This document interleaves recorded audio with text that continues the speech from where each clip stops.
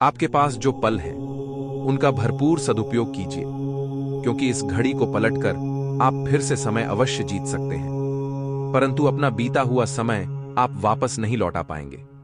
मनुष्य भी बड़ा विचित्र है। तुम भविष्य में कुछ नहीं कर पाओगे जब मनुष्य भूल जाता है कि उससे भी अधिक शक्तिशाली कोई अस्तित्व में है, और वो है समय। काल अपना चक्र कब बदलेगा, ये कोई नहीं जानता। समय अपनी करवट कब लेगा, ये कोई नहीं जानता। कोयला भी समय के साथ साथ हीरे में परिवर्तित हो जाता है। इसीलिए जीवन में कभी भी किसी का भी मजाक नहीं उड़ाना चाहिए।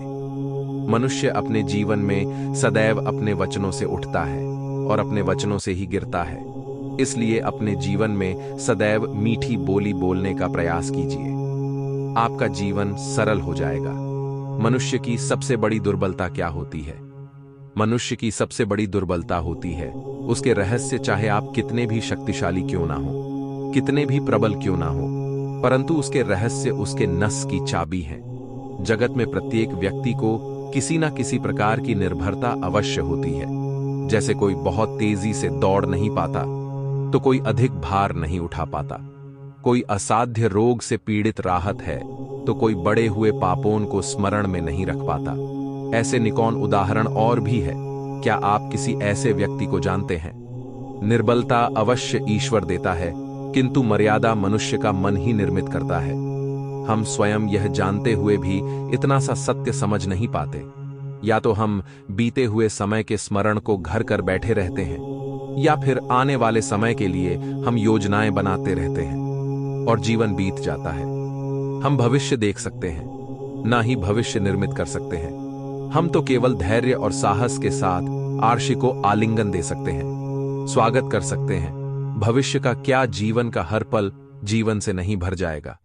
मनुष्य का मन सदा ही ज्ञान प्राप्त में विभिन्न बढ़ाव को उत्पन्न करता है। कभी किसी अन्य विद्यार्थी से ईर्ष्या हो जाती है, कभी पढ़ाई हुई पाठों पर संदेश जनता है, और कभी गुरु द्वारा दिया गया दंड मन को अहंकार से भर देता है। मनुष्य के अहंकार का नाश करता है। ईर्ष्या, महत्वाकांक्षा आदि भावनाओं को दूर तक शांत करता है और मन को एकाग्र करता है। अधिकतर लोग ऐसे किसी काम को धर्म संकट के रूप में जान ही नहीं पाते हैं। हमारा हृदय क्रोध से भर जाता है। क्या ऐसा नहीं होता तो किसी मर्यादाओं या सीमाओं की आवश्यकता ही नहीं होती। संकट का जन्म अपने आप को बदलने का, अपने विचारों को ऊंचाई पर करने का, अपनी आत्मा को बलवान और ज्ञान मंदिर बनाने का नहीं होता। जब कोई दुविधा सामने आई है तो मन व्याकुल हो जाता है और मन बन जाता है युद्ध भूमि। वास्तव में शांत मन से जब कोई निर्णय करता है तो अपने लिए सुखद भविष्य बनाता है, किंतु अपने मन को शांत करने के लिए जब कोई निर्णय करता है तो वो व्यक्ति भविष्य में अपने लिए कांटों का निर्माण करता है। मनुष्य स्वयं को योग्य नहीं मानता जब उसे अपने ही आप पर विश्वास नहीं रहता है। जब आप सफल होते हैं, किसी चुनौती पर विजय पाते हैं, तो मन प्रसन्नता से आनंद के उपवन में झूमने लगता है, और जब आप असफल होते हैं तब मन दुख और पीड़ा के सागर में डूबने लगता है। हमारा शरीर प्रकृति का एक महान आविष्कार है। इससे जटिल संरचना संसार में और कोई सरल ज्ञान देने वाला और कोई नहीं। हमारे शरीर में 5 इंद्रिय होती है जो हमें भावपूर्ण और वस्तुओं का दिशा करती है। आज मैं आप सबको एक कथा सुनाता हूँ। एक दिन प्रातः एक व्यापारी अपने घर से निकला। घर से निकलते ही एक बिल्ली ने उस व्यापारी का मार्ग काटा। व्यापारी घबरा गया। वो फिर से घर लौट गया और शुभ घड़ी की प्रतीक्षा करने लगा। और जब वो पुनः अपने घर से निकाला तब वो वहां जा चुका था, जिससे राजा तक पहुंचकर उसे भेंट देनी थी। राजा को भेंट नहीं मिली। राजा क्रोधित हो गए। राजा ने उस व्यापारी का व्यापार बैंड करवा दिया। इस कारण व्यापारी क्रोधित होकर घर पर अपनी पत्नी से लड़ बैठा।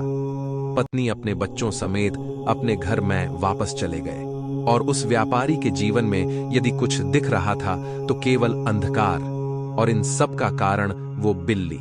वह बिल्ली को मानता रहा जिसने उसका मार्ग काटा था।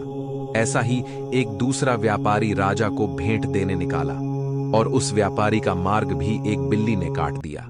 वो व्यापारी बहुत घबराए, परंतु उसने आगे बढ़ाना अधिक उचित समझा। राजा के पास वो समय पर पहुंचा। उसने राजा को भेंट दी राजा ने व्यापारी को अपना व्यापार बढ़ाने की अनुमति दी, स्वर्ण आभूषण दी। जब व्यापारी घर पर पहुंचा तो पत्नी को आभूषण और अपने बच्चों को देने के लिए वस्त्र थे। उसके पास हर ओर प्रसन्नता थे।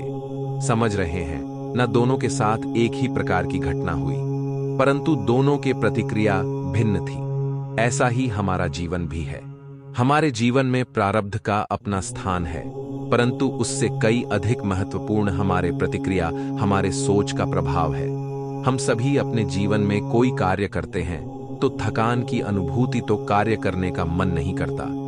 हम आशा करते हैं कि कदाचित एक दिन में 24 के स्थान पर 26 घंटे होते तो आराम करने के लिए हमें और अधिक समय मिल जाता। हमें ऐसा अनुभव होता है कि हम बहुत अधिक कार्य कर रहे। जो लोग संसार में सफल हैं, उनके पास भी सफल होने के लिए दिन में केवल 24 घंटे थे। इसीलिए यदि आप जीवन में कोई भी कार्य करें तो वो आपके मन को भाना चाहिए, या जो कार्य आप कर रहे हैं उसे अपने मन को भाना जरूरी है। सफलता आपको मिलेगी। कभी सोचा है हमारा जीवन भी उसे रेत की घड़ी की भांति है, जो रेत नीचे गिर चुकी है। वह हमारा अतीत जो अब भी ऊपर है, वह हमारा आने वाला भविष्य और वर्तमान ये संकुचित स्थल है जहां से धीरे धीरे करके रेत गिर रही है। हमारे पास जीने के लिए यही एक क्षण, उसका उपयोग कैसे करना है यह हम पर निर्भर करता है। आज आपको एक कहानी सुनाता हूं। एक बार एक नेत्रहीन व्यक्ति मंदिर गया ईश्वर के दर्शन प्राप्त करने। दृष्टि नहीं, दृष्टिकोण आवश्यक स्वयं दिखने लगता है और मन प्रश्न होकर कहता है, राधे राधे। दूसरों से अधिक स्वयं को हानि पहुंचाकर सुख पाना, क्रोध में रहकर प्रेम से जीवन व्यतीत करना, यही सुख होता है। क्रोध हर किसी के जीवन में आता है, लेकिन जो क्रोध में रहकर भी अपने आप को संभालने की ताकत रखता है, वह व्यक्ति जीवन में उन्नति कर पाता है। कोई व्यक्ति धन के लिए क्रोध करता है, तो कोई व्यक्ति स्त्री के लिए, तो कोई व्यक्ति सम्मान के लिए। सभी को अपना फायदा ही दिखाई देता है, लेकिन यह जीवन क्रोध करने के लिए नहीं है। क्रोध से आपका बहुत नुकसान होता है। यदि किसी को जानना है कि क्रोध से कितना नुकसान होता है, तो वह मिले उन लोगों से जिसने अपने जीवन में क्रोध से सब कुछ बर्बाद कर दिया है। भगवान श्री कृष्ण कहते हैं कि जो मनुष्य दुख के आने पर दुखी नहीं होता है और सुख के आने पर फूलता नहीं है, वह व्यक्ति अपने जीवन में राज्य और लक्ष्मी का अधिकारी होता है।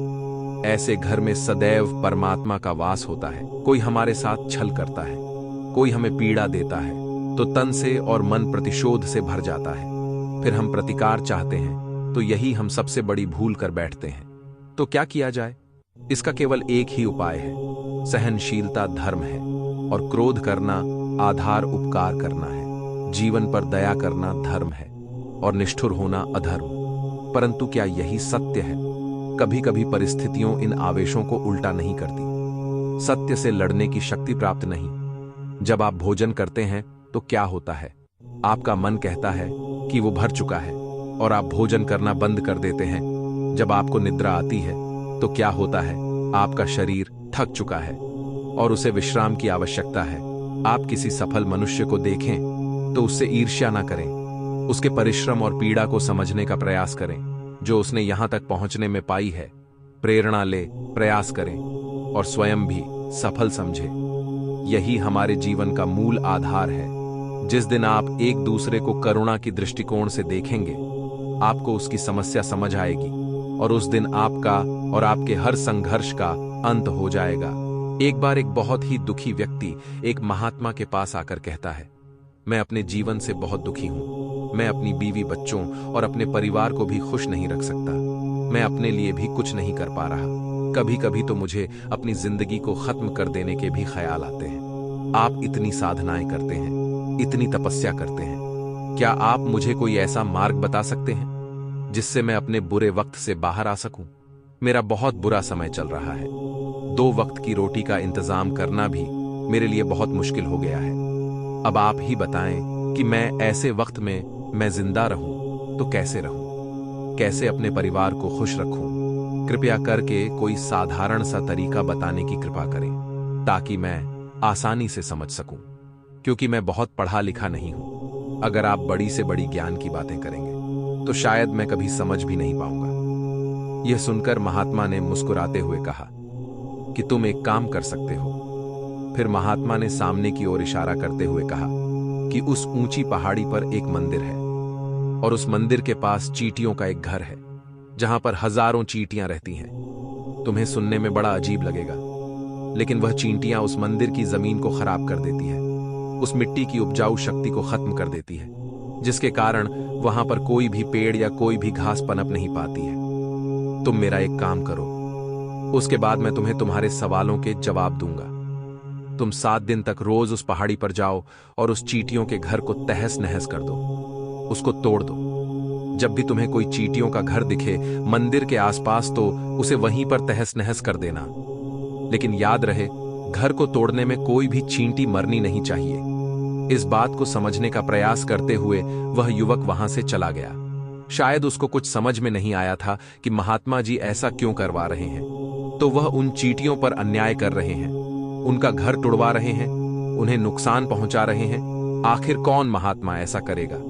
लेकिन फिर भी उस महात्मा की बात मानते हुए वह अगले दिन से ही पहाड़ी पर जाना शुरू कर देता है। जब वह पहले दिन पहाड़ी पर पहुंचता है तो देखता है कि बहुत सारी चींटियां अपना खाना जुटाने में लगी हुई हैं। सारी चींटियां कतार से चल रही हैं और अनाज के छोटे छोटे कण उठाकर अपने घर में जमा करती जा रही है।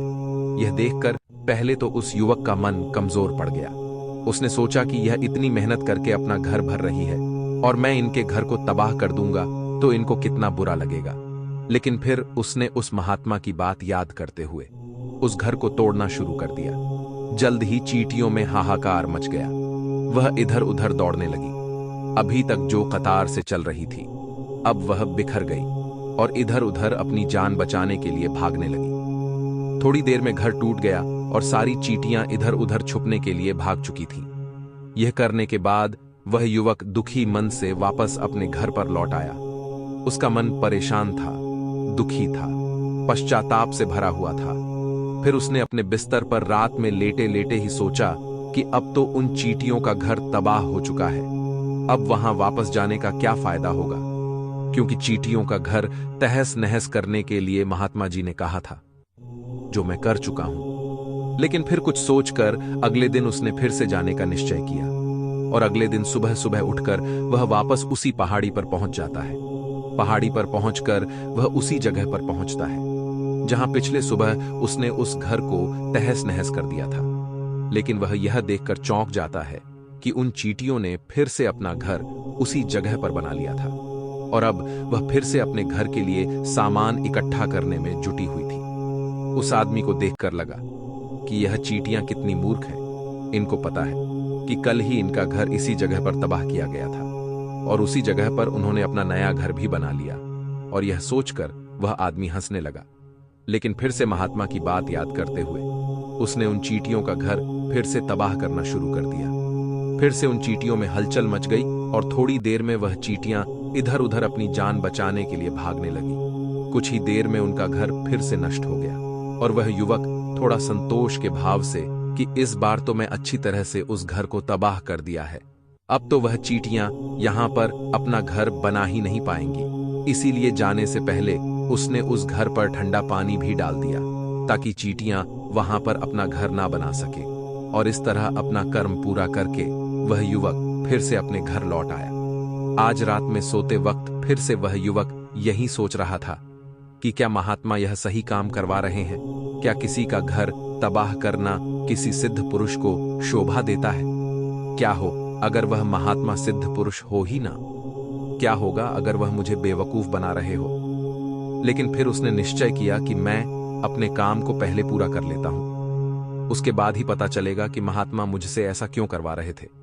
और यही सोचकर वह रात में सो जाता है। अगले दिन सुबह उठकर वह फिर से उसी पहाड़ी की ओर निकल जाता है।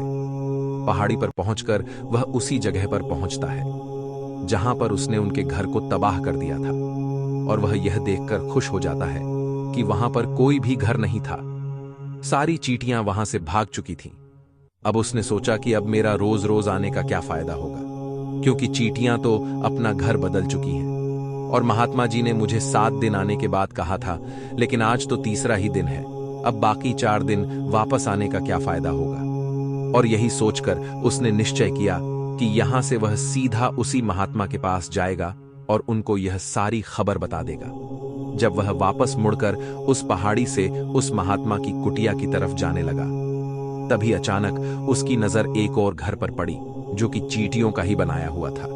मतलब कि वह घर चींटियों ने ही बनाया था और अब वह चींटियां नए घर में वास कर चुकी थी। ये नया घर उनके पुराने घर से थोड़ी ही दूरी पर था और जब उसी युवक की नजर उस घर पर पड़ी तो उसने सोचा कि शायद महात्मा को पता था कि यह चींटियां अपना घर यहां से बदलकर किसी दूसरी जगह पर बना लेगी, इसीलिए उन्होंने मुझे 7 दिन आने के बाद कहा था। और यह विचार करके वह उनका नया घर भी तोड़ने के लिए पहुंच जाता है। जब वह वहां पहुंचा तो चींटियां उसी तरह अपने कार्य में लगी हुई थी। वह अपने लिए खाना इकट्ठा कर रही थी और अपने घर में जमा कर रही थी। जब पुराना घर टूटा था, वहां भी अनाज के कण बचे हुए थे और चींटियां वहां से भी अनाज इकट्ठा करके वापस अपने नए घर में ला रही थी। अब यहां पर फिर से युवक का मन थोड़ा कमजोर पड़ गया, क्योंकि वह खुद भी कमजोर था, खुद भी वक्त का मारा हुआ था। इसीलिए उसके मन में उन चींटियों के प्रति दया का भाव उमड़ रहा था। उनके ऊपर उसे दया आ रही थी। वह चाहता था कि उनकी मदद करें, लेकिन वह उल्टा उनको नुकसान पहुंचा रहा था। लेकिन उस महात्मा की बात को याद करते हुए उसने फिर से उस घर को तोड़ने का निश्चय किया और उसने इस बार बड़ी ही सावधानी के साथ बिना किसी चींटी को कोई नुकसान पहुंचाए घर को तबाह करना शुरू कर दिया। वक्त थोड़ा ज्यादा लगा, क्योंकि किसी भी चींटी को नुकसान न पहुंचने की शर्त महात्मा ने पहले ही रखी थी। इसीलिए उसको बड़ी सावधानी के साथ उन घरों को तबाह कर रहा था। लेकिन आखिरकार उसने उस घर को भी तबाह कर दिया और उस घर को तबाह करने के बाद वह बड़े ही दुखी मन से, इस बार वह पहले से भी ज्यादा दुखी था, क्योंकि उसने उनका नया घर भी तोड़ दिया था। वह उन चींटियों को बसने ही नहीं दे रहा था और वह अब अपने आप को शैतान या दानव समझने लगा था। लेकिन फिर भी उस महात्मा की बात को मानते हुए वह अपने घर पर दुखी मन से वापस आ गया। रात में सोने से पहले एक बार उसने फिर से सोचा कि मैं कितना बड़ा शैतान हूं। पुराना घर तो छोड़ो, मैं उन चींटियों को कहीं भी बसने के लिए कोई जगह ही नहीं दे रहा हूं। वह चींटियां मेरे बारे में क्या सोचती होगी, उस परमात्मा को जो मेरे द्वारा यह काम करवा रहा है। लेकिन फिर भी उसने अगले दिन जाने का निश्चय किया और अगले दिन सुबह सुबह वह फिर से वहां पर पहुंच गया। वो यह देखकर फिर से आश्चर्यचकित रह जाता है कि इस बार चींटियों ने एक और नई जगह पर अपना घर बना लिया था। वह तो पहले से भी ज्यादा ऊर्जा के साथ काम कर रही थी और उन्होंने एक रात में पहले से भी बड़ा घर बना लिया था और अब वो फिर से अपना अनाज और खाना इकट्ठा करने में जुटी हुई थी। यह देखकर उस आदमी को लगा कि यह चींटियां किस मिट्टी की बनी हुई हैं। मैं उनको बार बार यहां से भगाने की कोशिश कर रहा हूं और ये वहीं पर अपना घर बना लेती है। क्या इनको पता नहीं है कि मैं यहां पर कभी भी बसने नहीं दूंगा? ये चींटी है, दिखने में इतनी छोटी है, लेकिन फिर भी यह मुझसे हार नहीं मान रही है। बड़ी ताज्जुब की बात है। और इस बार उसने गुस्से में उस घर को तहस नहस करना शुरू कर दिया। लेकिन इस बार तहस नहस करते हुए कुछ चींटियां वहीं पर मर गईं। उसके पैरों तले कुचल दी गई। कुचलने के बाद जब वह अपने अहंकार से बाहर आया तो उसने देखा कि गुस्से में उसने उन चींटियों को कितना नुकसान पहुंचा दी है। उसका मन पश्चाताप से भर गया और वह रोता हुआ अपने घर की तरफ बढ़ गया। रात में सोते वक्त उसने सोचा कि मैं उन चींटियों पर बहुत ज्यादा अत्याचार कर रहा हूं, अब इससे ज्यादा अत्याचार मैं नहीं कर पाऊंगा। और यही सोचकर वह अगले दिन उन चींटियों के लिए अपने घर से थोड़ा आटा लेकर उसी पहाड़ी पर पहुंच जाता है। आज उसके मन में उन चींटियों के प्रति श्रद्धा का भाव था, दया का भाव था। आज वह उनकी मदद करना चाहता था। और जब वह वहां पर पहुंचा तो चींटियां फिर से अपने नए घर को बनाने में जुटी हुई थी। उसने बड़े ही करुणा के साथ उन चींटियों को अपना लाया हुआ आटा खिलाया। अगले 7 दिनों तक वह ऐसा ही करता रहा। वो रोज सुबह जाता, उन चींटियों को अपने हाथों से आटा खिलाता। 7 दिन के बाद वह युवक उस महात्मा के पास पहुंचकर हाथ जोड़कर बोलता है कि हे महात्मा जी, मुझे माफ कर देना। मैंने उन चींटियों का घर तबाह करने के लिए बहुत कोशिश की। मैंने उनका घर तबाह किया, फिर भी एक बार नहीं 4 बार मैंने उनका घर तोड़ा। उसके बाद मैं हिम्मत नहीं कर पाया, उनके घर को नहीं तोड़ पाया। मैं समझ सकता हूं कि मैं आपका काम पूरा नहीं किया और इसके बदले आप मुझे तरीका भी नहीं बताएंगे जो कि मुझे मेरे बुरे समय से बाहर निकाल सकता है। लेकिन मुझे इसका कोई परवाह नहीं है। मुझे लगता है कि मैंने जो किया वह सही किया, इसीलिए मैं आपसे आज्ञा लेकर वापस जा रहा हूं। कृपया मुझे वापस अपने घर जाने की आज्ञा दीजिए। यह सुनकर महात्मा ने मुस्कुराते हुए कहा, अरे बेटा, कहां चल दिए? रुको तो सही, जलपान तो कर लो, थोड़ी देर ठहर जाओ, उसके बाद चले जाना। और यह कहकर वह महात्मा उस युवक के लिए पानी लेकर आते हैं। पानी पिलाने के बाद महात्मा उस युवक से पूछते हैं कि तुम मुझे यह बताओ कि आखिर तुम उन चींटियों का घर तबाह क्यों नहीं कर सके? वह चींटियां तो छोटी है और तुम इतने विशालकाय हो, फिर भी तुम उन छोटी छोटी चींटियों का घर तबाह नहीं कर पाए। कहां है तुम्हारी शक्ति, तुम्हारा बाहुबल? इसका जवाब देते हुए उस युवक ने कहा कि हे महात्मा, मैंने उन चींटियों का घर तबाह कर दिया था, बार बार किया था। एक बार तो अपने गुस्से में उन चींटियों को भी हानि पहुंचा दी थी, लेकिन जिस दिन मैंने उनको हानि पहुंचाई उसी दिन मुझे लगा कि मैं उनको क्यों हानि पहुंचा रहा हूं, क्यों इनको इतनी तकलीफ दे रहा हूं, और उसी दिन से मैंने उनको क्षति पहुंचाने की जगह उनकी सहायता करनी शुरू कर दी। यह सुनकर उस महात्मा ने कहा कि यही तो सीखने की बात है। एक छोटी सी चींटी हमें जीवन का संदेश दे जाती है। मैंने तुम्हें उन चींटियों का घर तबाह करने के लिए नहीं भेजा था, मैंने तुम्हें भेजा था ताकि तुम उन चींटियों से कुछ सीख ले सको। तुम्हें क्या सीख मिली उन चींटियों से, क्या मुझे बता सकते हो? यह सुनकर उस युवक ने पूरी कहानी बयां कर दी। पूरी कहानी सुनने के बाद महात्मा ने मुस्कुराते हुए कहा, बेटा, पहली सीख जो इन चींटियों से ले सकते हैं वो यह थी कि तुमने कितनी ही बार उनके घर को तोड़ने की कोशिश की, कितनी ही बार प्रयास किया कि उनके घर तबाह हो जाए, लेकिन वह हर बार अपना नया घर बना लेती थी। उन्होंने कभी भी हार नहीं मानी। अगर वह हार मान लेती तो वह चींटियां तुम्हें वहां पर नहीं मिलती। जीवन कार्यशील का नाम है, लेकिन हम मनुष्य एक दो बार हार मिलने पर ही टूट जाते हैं, हताश हो जाते हैं और फिर जीवन में प्रयास ही नहीं करते। और कुछ लोग तो अपनी जिंदगी को खत्म करने को उतारू हो जाते हैं। लेकिन जानवरों में तुमने एक बात देखी होगी कि वह अपना जीवन खुद से कभी खत्म कर ही नहीं सकते हैं। तुमने कभी नहीं सुना होगा कि किसी जानवर ने आत्महत्या कर ली, चाहे वह जानवर कितना भी भूखा क्यों ना हो, कितना ही दुखी क्यों ना हो, लेकिन वह अपने जीवन के लिए हमेशा संघर्ष करता रहता है। लेकिन वही दूसरी तरफ हम मनुष्य एक दो बार हताश होने पर ही अपना जीवन खत्म कर लेते हैं। जीवन तो कर्मशील होता है, कर्म करने का नाम है।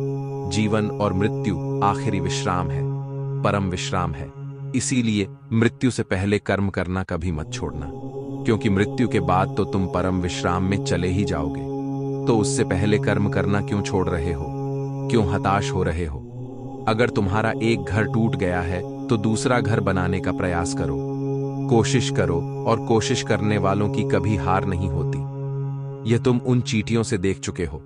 देखने में तुमसे कितनी छोटी है वह चींटियां और तुम इतने बड़े हो, लेकिन उनका मन तुम्हारा मन से इतना बड़ा है, इतना विशाल है, इतना दृढ़ संकल्प है कि इतनी बार घर टूटने पर भी उन चींटियों ने कभी हार नहीं मानी। दूसरी सीख यह है कि जब भी हमारे ऊपर बुरा समय आता है, हमें लगता है कि यह समय कभी भी नहीं जाएगा, यह समय मेरे जीवन को बर्बाद कर देगा, मुझे कभी नहीं जीने देगा, और अपने इन्हीं ख्यालों से, अपने इन्हीं विचारों से, जिसका असलियत में कोई भी अस्तित्व नहीं है।